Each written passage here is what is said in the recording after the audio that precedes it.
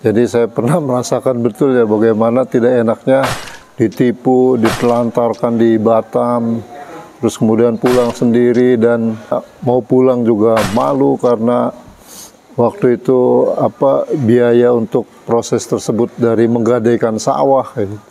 Akhirnya dari itu saya belajar berorganisasi dan tahun 2010 saya tergabung masuk di Serikat Buruh Migran Indonesia. Yang bisa menghentikan itu pemerintah.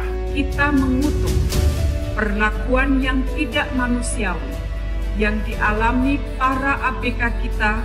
Karena karut marutnya itu juga diciptakan oleh pemerintah. Ketika ada orang meninggal itu menjadi happy karena dapat donor besar. Tinggal melaut, kemudian kembali ke Indonesia hanya jasad. Itu kalau pulang, kalau dilarut.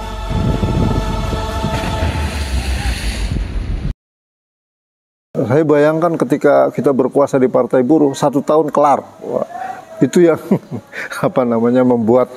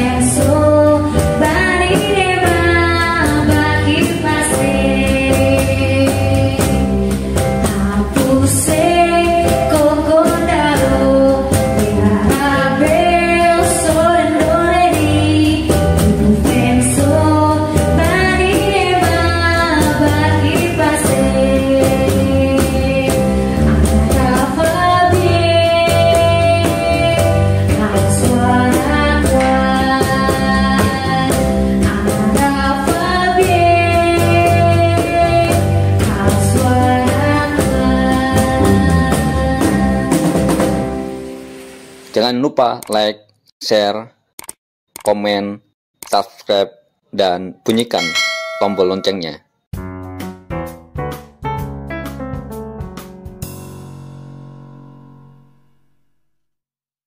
Perkenalkan, nama saya Anwar Ma'arif, biasa dipanggil Bobby. Aktivitas sehari-hari saya di Serikat Buruh Migran Indonesia banyak mendampingi atau mengadvokasi kasus buruh migran Indonesia dan mengawal kebijakannya.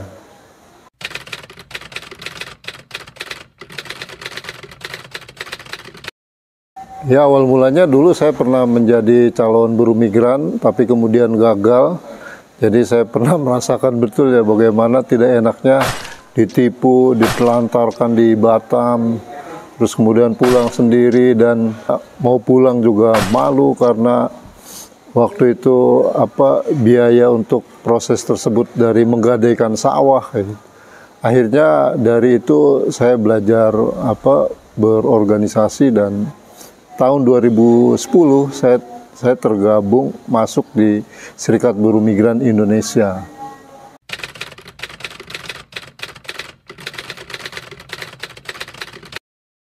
Iya, betul. Awalnya ditipu ya. Saya waktu itu direkrut oleh guru saya sendiri ya. Waktu itu seorang guru bahasa Inggris. Dia juga ditipu oleh agen perekrutan ilegal.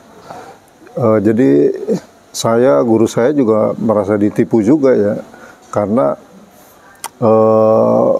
Karena waktu itu dia juga tidak tahu ini agen perekrutan ilegalnya ini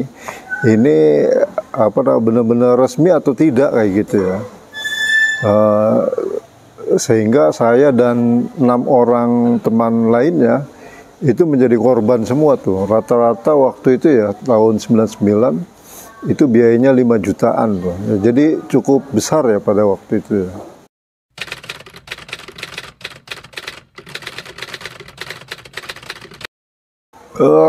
Banyak ya problemnya itu.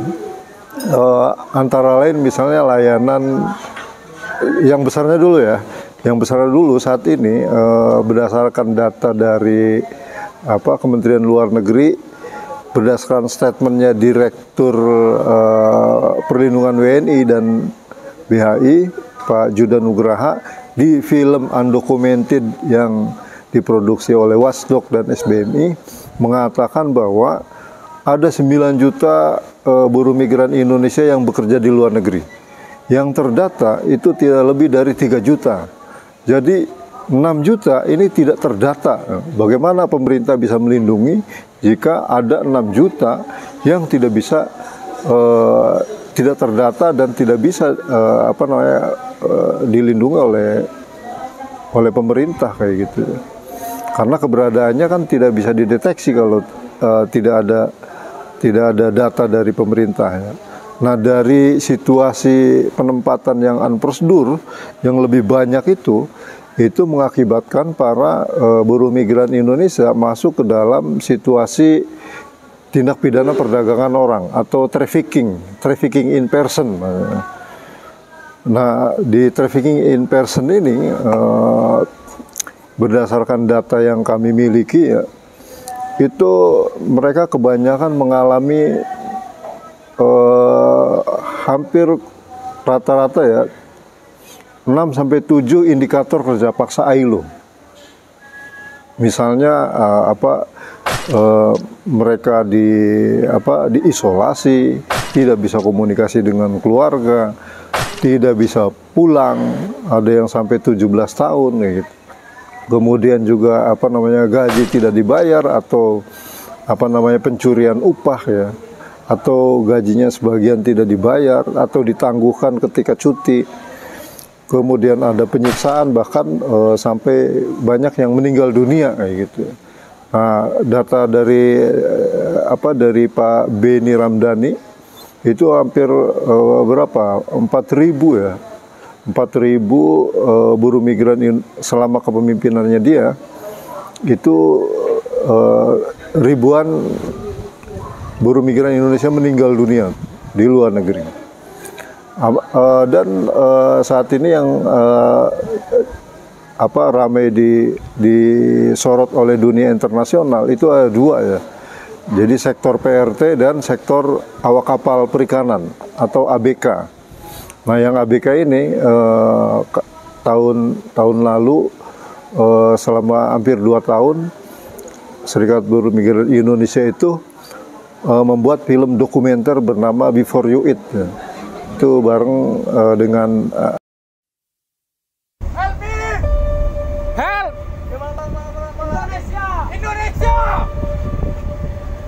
anak buah kapal asal Indonesia ditemukan meninggal di kapal penangkap ikan berbendera Tiongkok.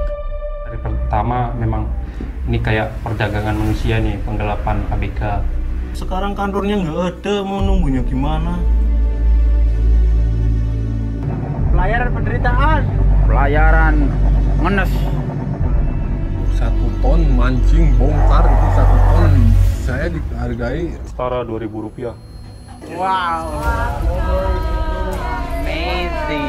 Kami kerja di Harusan Pak, tapi saya makan gini Pak, lihat Pak. Ini lauk apa Pak? Nggak dimakan kita lapar, dimakan juga nggak enak. Mereka berangkat tidak diberikan informasi yang jelas, tidak dikasih tahu apa resiko. memang ada manning agency yang salah. Kalau perlu kita pindah, kalau nggak bisa pindah kita binasakan. Di tengah-tengah kita ini meningkatkan produksi ikan misalnya, tapi orang tidak tahu bahwa itu juga ditopang oleh satu praktek eksploitasi yang sangat luar biasa. Tahu Nora nyadar. Kita kan kayak di penjara sih, kanan kiri laut. Intinya percobaan sama ini. Keinget saya itu lembaran kosong, cuman kertas. Yang tipu pun bukan orang mereka sendiri katanya, dari agensi kalian. Kalau memang itu kapal yang benar, butuhnya banyak. Yang bisa menghentikan pemerintah. Kita mengutuk perlakuan yang tidak manusiawi yang dialami para ABK kita. Karena karut marutnya itu juga diciptakan oleh pemerintah. Ketika ada orang meninggal itu menjadi happy karena dapat keluar besar. Tinggal melaut, kemudian kembali ke Indonesia hanya jasad. Itu kalau pulang. kalau dilarut. Merasa terobati gitu kalau ada jasadnya. Kalau sekarang kan saya nggak lihat jasadnya, nggak lihat apanya, kan perasaan masih hidup. Nah, yang yang sektornya banyak itu, kami bekerja sama dengan Watchdog untuk pembuatan film dokumenter berjudul Undocumented. Karena problem undocumented ini adalah problem paling serius kayak gitu, yang mengakibatkan teman-teman buruh migran itu masuk ke dalam situasi perdagangan orang.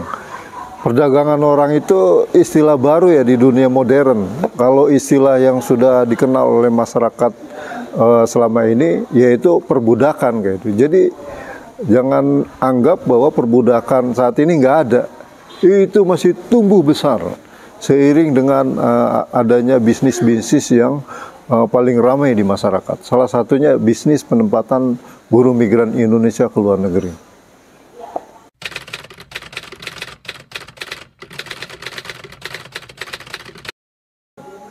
Di Partai Buruh saya ada di Deputi Bidang Buruh Migran. Jadi selama ini kita aksi di jalanan ya untuk memperbaiki kebijakan dan implementasi dari kebijakan itu.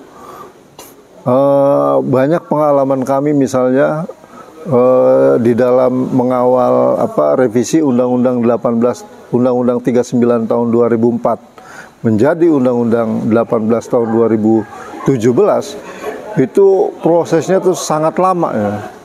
Karena kita titip-titipin aja ke anggota DPR yang kita kenal kayak gitu ya.